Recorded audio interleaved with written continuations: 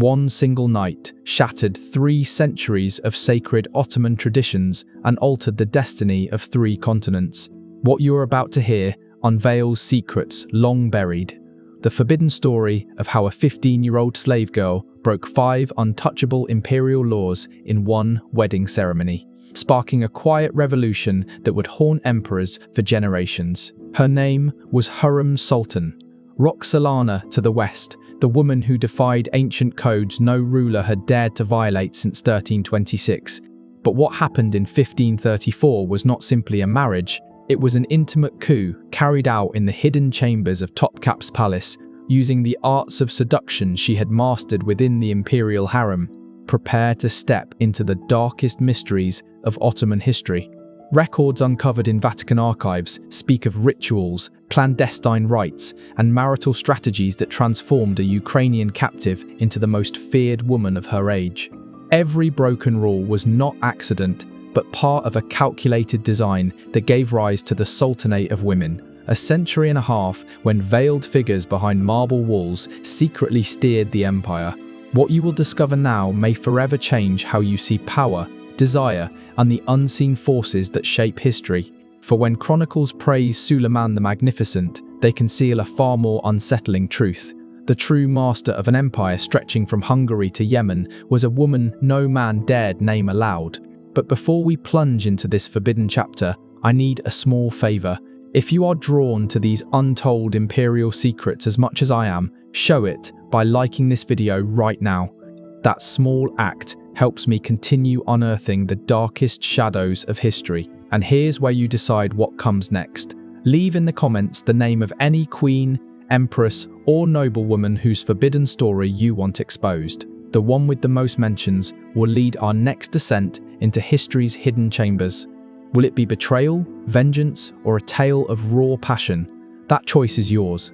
And if you haven't already, subscribe and turn on notifications, because what follows about Hurrem will leave you breathless. The year was 1520. Suleiman ascended the Ottoman throne, inheriting an empire that spanned 3 continents and dominated the richest trade routes on earth. Constantinople, now Istanbul, stood as the epicenter of Islamic might, where spices from India, treasures from Africa, and silks from Asia all converged. Yet within the glittering halls of Topkapi, ancient traditions held a fragile order in place.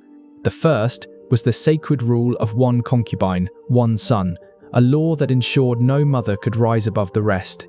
The second, no sultan could ever marry a slave, for imperial unions were reserved for princesses of foreign courts. The third, no woman was ever permitted to dwell in Topkapi, the seat of government, to keep politics untouched by desire.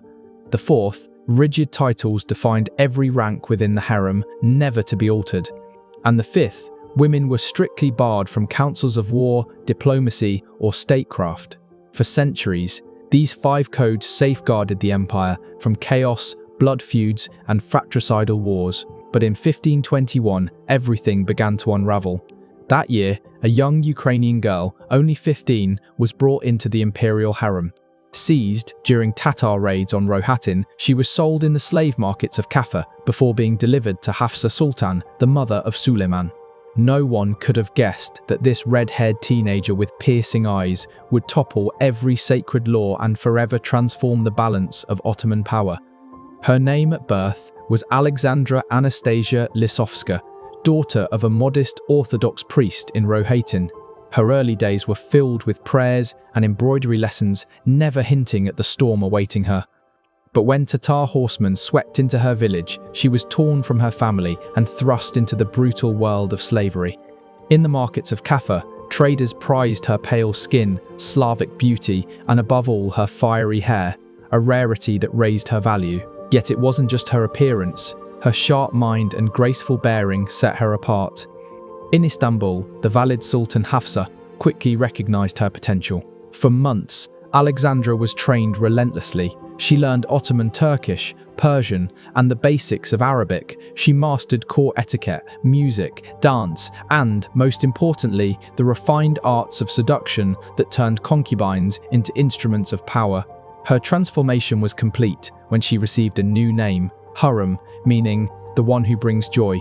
It marked not only her rebirth, but her entry into the most dangerous game in the empire. Suleiman himself, at just 26, had ascended as both poet and warrior, blending classical education with military skill. European envoys described him as tall, refined, with an aquiline nose, piercing eyes, and a quiet authority. His love for poetry and the arts distinguished him from his predecessors. And in 1521, when his gaze first met Hurrem's, neither could imagine that their union would ignite a revolution destined to reshape the empire. She carried the steel of survival, he held absolute power. Together, they would write the most forbidden chapter of Ottoman history. The winter of 1533 marked the beginning of preparations cloaked in absolute secrecy. No official chronicler dared record them, yet fragments of diplomatic letters and eunuch testimonies reveal the scale of what was about to unfold. Hurrem had spent 13 years not only securing Suleiman's devotion, but also perfecting a strategy designed to tear down the very foundations of Ottoman order. The first breach had been years in the making. While custom dictated that concubines bear only one son before being set aside, Hurrem broke this law again and again. Mehmed in 1521, Mehmed in 1522, Selim in 1524, Bayezid in 1525, followed by Abdullah and Shehzada Jihangir. Each child represented an act of defiance against the sacred principle meant to prevent any single woman from holding dynastic power. Traditionally, once a concubine gave birth to a son, she was never again summoned to the Sultan's bed. Hurrem shattered that precedent, monopolizing Suleiman's lineage after Mustafa, the son of Mahadevran, was exiled to govern a distant province. Whispers spread through the harem. Eunuchs and viziers alike saw danger in her growing influence. Grand Vizier Ibrahim Pasha, Suleiman's closest ally, repeatedly warned against the power concentrated in this Slavic woman. In secret letters, he cautioned that she threatened the balance of the dynasty itself. Yet Hurrem was always one step ahead. Her strength lay not only in her children, but in her mastery of psychology. In Suleiman's most intimate hours, she offered not only affection, but political counsel, wrapped in irresistible seduction. Over time, the Sultan began to consult her before making decisions of state. Foreign ambassadors watched in disbelief. Venetian envoy Bernardo Navagero wrote in 1530, "This woman of barbarian origin wields more influence over His Imperial Majesty than any councillor. No decision is made without her." Her second violation required unprecedented boldness. Since the reign of Orhan in the 14th century, no Ottoman Sultan had ever married a concubine. Royal weddings were reserved for foreign princesses, never for slaves. Yet Hurrem resolved to change this. First, she removed her greatest obstacle, Hafsa Sultan, Suleiman's mother, and the only woman powerful enough to oppose her. Official records claim she died of illness in 1534, but palace physicians later suggested signs of slow arsenic poisoning. With Hafsa gone, Hurrem moved to undermine Ibrahim Pasha himself. A whisper campaign painted him as ambitious, even treacherous, gradually eroding Suleiman's trust.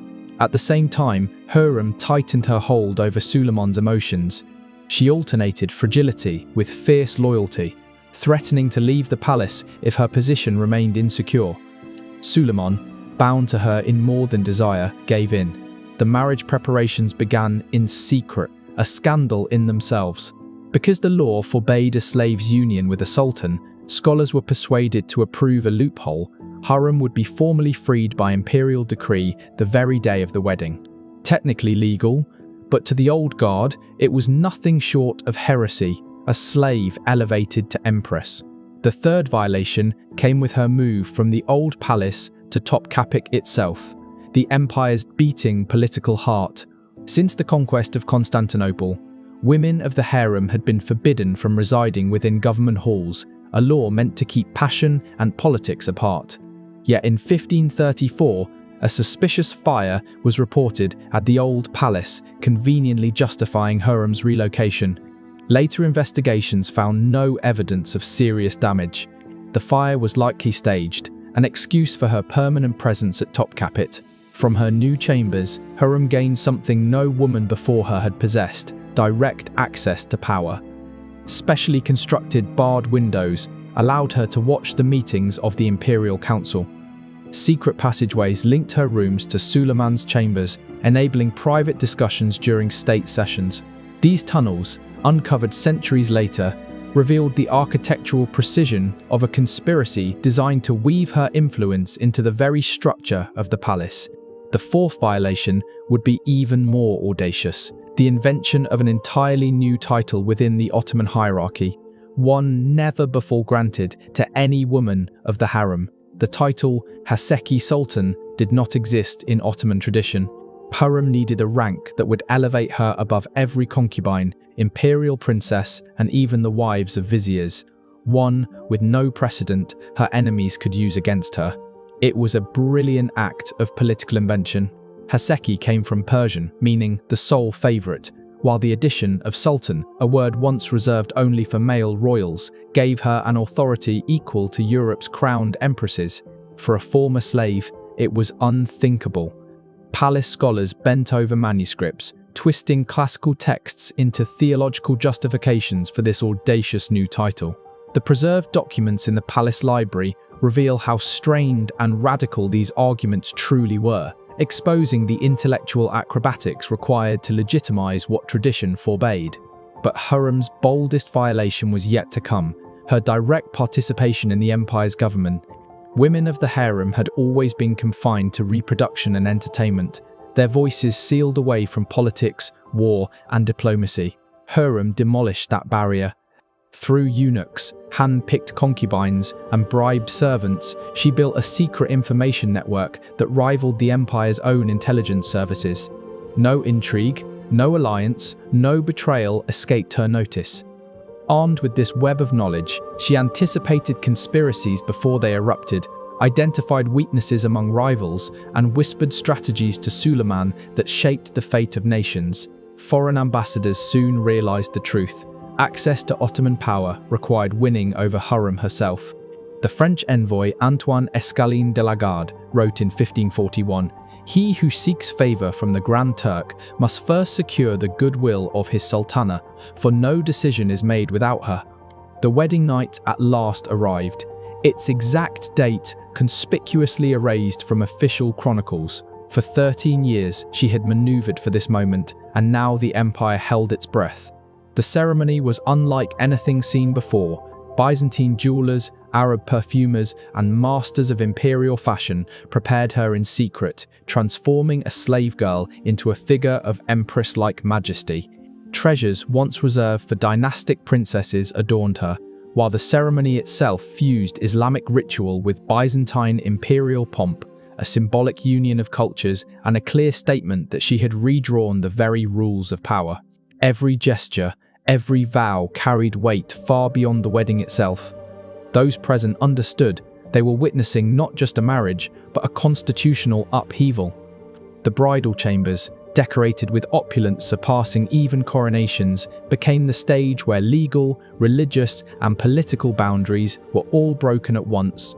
Yet beyond ritual, the night sealed her dominance. After this union, no great decision would bypass her. The hours that followed were not only about intimacy, but about strategy.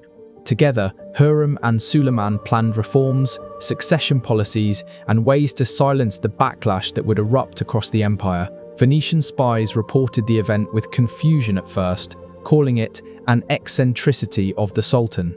Only later did they realize this was not romance, but revolution disguised as matrimony. The transformation was immediate. Hurrem's 5 transgressions shook the empire like an earthquake, altering the balance of power across 3 continents. The first consequence struck at dynastic stability itself. By breaking the rule of 1 concubine, 1 son, she created a crisis unlike any before. With 6 of her children positioned against Mustafa, the eldest son of Mahidevran, the threat of a fratricidal war loomed over the dynasty. Mahidevran, once the Sultan's favoured consort and mother of the presumed heir, suffered a swift and brutal fall. Archival records show her allowance was slashed, her chambers reassigned, and her attendants reassigned to Hurrem's service. Letters later uncovered from her hand reveal her despair at being pushed into irrelevance. while realizing her son Mustafa now faced rivals backed by a mother far more powerful than herself. Hurrem's campaign against Mustafa became her most dangerous game. Over 2 decades, she wove a ruthless smear campaign, slowly poisoning Suleiman's trust in his own son. Step by step, she prepared the ground for a struggle that would plunge the empire into blood. Hurrem's deadliest move came through the shadows of the palace.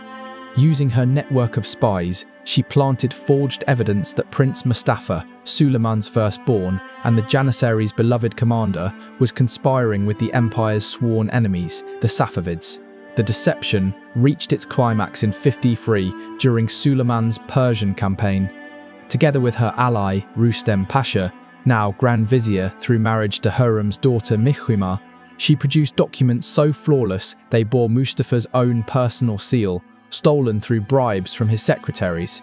Summoned to his father's tent on the plains of Konya, Mustafa walked in, trusting the ancient guarantee of safety princes were granted during family audiences. But behind the silk curtains, the mute executioners lay in wait. In that suffocating space, they seized him with bowstrings, strangling the air as Suleiman himself stood unmoved, watching the life drain from his eldest son. The empire shook. Chroniclers recorded Janissary uprisings in protest of their murdered commander, revolts that had to be crushed with brutal force, temporarily crippling Ottoman strength on several fronts. In Europe, courts reacted instantly. Charles V, Ferdinand I of Austria, and Francis I recalibrated their policies, calculating how Ottoman instability might be exploited to reclaim lands or forge new alliances. But Mustafa's death was only the first shockwave. From it rippled 5 monumental transformations that reshaped the empire. First, Suleiman's marriage to Hurrem set a precedent that shattered centuries of dynastic custom. No longer would Ottoman rulers be bound to unions with foreign princesses. From then on, slave concubines could be elevated to legitimate imperial wives. The balance of power with Europe shifted. Royal marriages were no longer tools of diplomacy. Hurrem's own daughter-in-law, Nurbanu Sultan, of Venetian origin and once a slave herself, became the first to benefit, claiming the title of Haseki and continuing the revolution her mother-in-law began. Ambassadors across Europe had to rewrite their playbooks. Power no longer lay solely with the Sultan and his viziers. As the Venetian envoy Marino Cavalli warned in 1560, those who cling to the old methods will find themselves locked out of true influence. One must now court both the harem and the divan. Second, Hurrem broke the walls of Topkapi itself. For centuries, the harem had been separated from the machinery of rule, but her permanent residence inside the palace created unprecedented channels of influence. Architects constructed hidden passages and secret chambers that allowed her to observe imperial councils, even installing primitive devices to carry whispers through the walls. Ministers never knew if their words were being overheard by the Sultana or her spies. The paranoia this created twisted court culture into an early system of political surveillance, a precursor to modern state security. Third, the invention of the title Haseki Sultan permanently elevated the rank of imperial women. Once unique to Hurrem, it became a weapon used by later consorts, Safiye, Kursum, Turhan, to seize authority equal to viziers and princes. Court ceremonies, financial structures, and hierarchies had to be rewritten to accommodate this new power. Turhan Sultan, for example, drew an income of 2,000 aspas per day, rivaling provincial governors and entire military budgets. With it, she built mosques, hospitals, schools, and kitchens that competed with the grandest works of reigning sultans, extending Ottoman influence through charitable foundations that reached as far as Jerusalem, Mecca, and the Balkans. These endowments functioned as shadow embassies, diplomacy disguised as piety. Fourth, her role as direct political advisor broke the final taboo. Hurrem engaged in policy-making itself, establishing the precedent historians call the Sultanate of Women. For nearly 2 centuries, mothers, wives, and sisters of sultans would wield open or secret influence over imperial decisions. Letters preserved in European archives reveal Hurrem's correspondence with Sigismund II of Poland and German princes, where she negotiated alliances parallel to official diplomacy. She used her Slavic origin to forge bonds with Eastern leaders, while asserting dynastic authority as the mother of future rulers. Each of these revolutions was born from that single night, when a slave concubine defied 5 centuries of tradition, watched a prince strangled, and bent an empire to her will. Hurrem's shadow stretched far beyond her lifetime. The secret negotiations she conducted over prisoner exchanges, trade agreements, and marriage alliances often outmaneuvered the empire's official diplomats. Yet even she could not foresee how deeply her revolution would root itself in Ottoman politics. Her immediate successors seized the path she had cleared. Nurbanu Sultan and Safiye Sultan expanded female power within the palace, while underage or weak sultans saw their mothers, the Valide Sultans, step in as de facto rulers. Hurrem Sultan, the most formidable of them all, directed the appointment of grand viziers, commanded provincial offices, and even decided military strategies across multiple fronts. She wielded such authority that she ordered the deposition and execution of sultans who threatened her dynasty's survival. This female ascendancy was not without resistance. The conservative ulema thundered against the corruption of tradition, denouncing women's intrusion into male domains. Treatises survive from that era, brimming with outrage at what they saw as sacrilege against Islam's order. Yet the system endured. Military campaigns continued to succeed, imperial finances held steady, and provincial administration functioned smoothly. Practical effectiveness silenced many critics. What had begun as scandal soon hardened into accepted reality. Abroad, Europe adapted. At first bewildered, foreign courts came to accept women as essential players in Ottoman politics.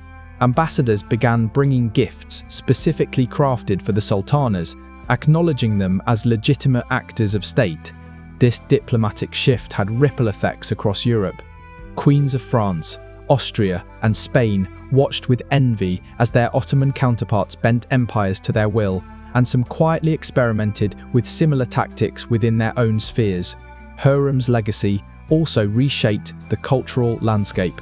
Her architectural patronage in Istanbul and Jerusalem combined faith, charity, and politics into monuments of female authority.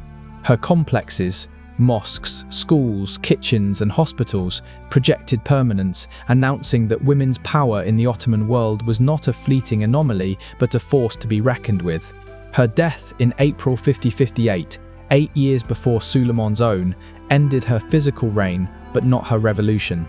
Her mausoleum, beside the mosque she had endowed, became a quiet site of pilgrimage for women who saw inspiration from her triumphs.